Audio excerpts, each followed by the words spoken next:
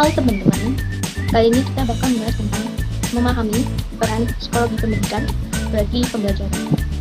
Tujuan dari pendidikan adalah adanya proses perubahan pada aspek kognitif, afektif, dan psikomotorik seseorang atau kelompok dan usaha mendewasakan manusia melalui upaya pengajaran dan pelatihan. Pendidikan merupakan suatu proses interaksi dan pelatihan antara dua orang atau lebih, antara guru dan peserta didik, yang mana menghasilkan suatu perubahan sikap dan tingkah laku ke arah yang lebih baik.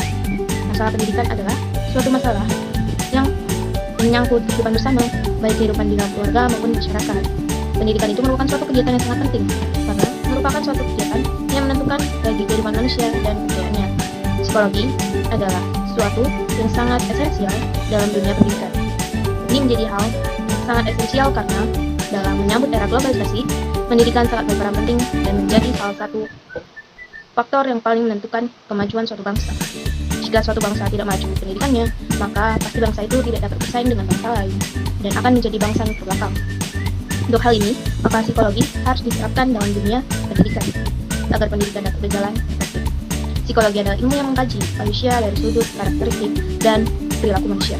Psikologi berasal dari bahasa Yunani yaitu psyche yang berarti jiwa, roh atau sukma, sedangkan logi atau logos berarti ilmu atau ilmu pengetahuan.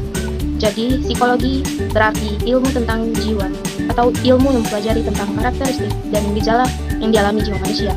Jadi, dalam hal ini, psikologi sangat berperan penting dalam pendidikan, karena psikologi sebagai ilmu pengetahuan adalah berupaya memahami keadaan peserta didik yang berbeda dengan satu dengan yang lainnya, di mana pengetahuan tentang psikologi amat penting bagi guru agar dapat memahami proses dan tahapan pembelajaran bagi para peserta didik.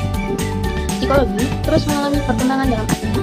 Ini disebabkan karena pengertian tentang jiwa tidak pernah ada kesepakatan sejak dulu kala. Sifat dan sejarah psikologi dapat dibagi menjadi 3 periode. 1.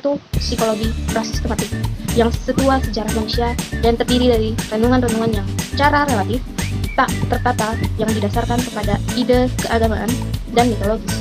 Yang kedua, psikologi sistematik yang berasal sekitar tahun 400 sebelum Masehi, dimulai oleh Plato dan berisi renungan-renungan yang teratur secara rasional. 3. Psikologi ilmiah yang bermula menjelang akhir abad ke-19 dan mengandung simpulan-simpulan yang faktual yang bisa didefinisikan dan merupakan satu satuan ilmu tersendiri. Pada abad ke-17, pengertian jiwa mengalami perkembangan lagi. René Descartes, seorang filsuf Prancis, mencetuskan definisi bahwa psikologi adalah ilmu tentang kesadaran. Descartes mengatakan bahwa jiwa berhubungan dengan roh-roh penting, dan melalui hubungan ini terjadi interaksi antara jiwa dan tubuh. Jiwa tidak dapat mempengaruhi roh-roh tersebut, namun dapat mengubah arah gerak roh-roh penting tersebut. Bagi Aristoteles, yang ada dalam manusia bukanlah 3, namun hanya 1, yaitu jiwa rasional yang dimiliki manusia. Dari Inggris, seorang filsuf bernama George Berkeley mendefinisikan jiwa sebagai persepsi menyetujui paham. Paham Descartes bahwa wujud bukan kenyataan jika tidak real. Yang real adalah hanya segala sesuatu yang ada dalam jiwa saja, yaitu ide.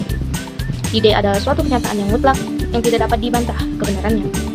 Semboyan Berkeley yang kenal ialah esse et percipe, kebenaran adalah persepsi. Menurut Berkeley, ide ada terlebih dahulu daripada penginderaan dan pengalaman, dan persepsi dipengaruhi ide, bukan oleh wujud efektif. Beberapa kajian dalam psikologi. Yang pertama, kajian biologis. Pada dasarnya, peristiwa psikologi berkaitan dengan aktivitas otak dan sistem saraf. Otak manusia memiliki lebih dari 10 miliar sel saraf dan jumlah interkoneksi yang hampir tidak terbatas. Pendekatan biologis untuk mempelajari manusia dan spesies lain berupaya mengkaitkan perilaku yang terlihat terhadap peristiwa listrik dan kimiawi yang terjadi di dalam tubuh. Yang kedua, kajian perilaku. Dengan pendekatan perilaku, dapat dipelajari seseorang melalui perilakunya dan bukan pada otak dan sistem sarafnya.